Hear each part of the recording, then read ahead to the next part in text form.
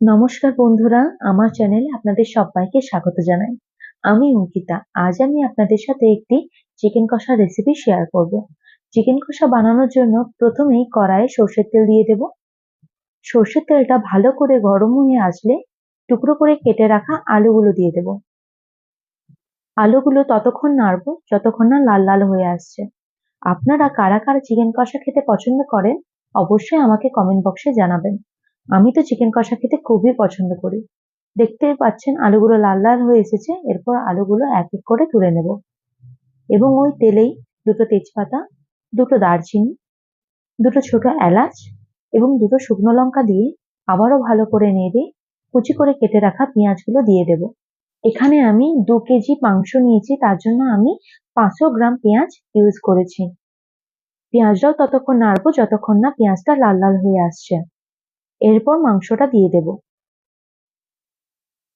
মাংসটাতে আমি আগে থেকেই জল ঝরিয়ে রাখা টক দই, লেবুর রস এবং সর্ষের তেল মাখিয়ে 30 মিনিটের মতো রেখে দিয়েছিলাম।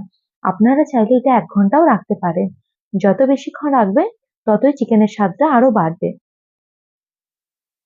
দেখতে পাচ্ছেন কতটা জল বেরিয়েছে। আমি কিন্তু এখানে কোনো এক্সট্রা ভাবে জল অ্যাড করিনি। এরপর বেটে রাখা মশলাটা দিয়ে দেব।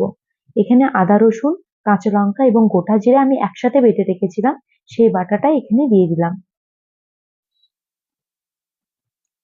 এরপর পরিমাণ মতো নুন,